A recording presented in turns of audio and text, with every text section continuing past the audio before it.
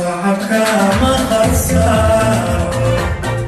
حالك ما خسر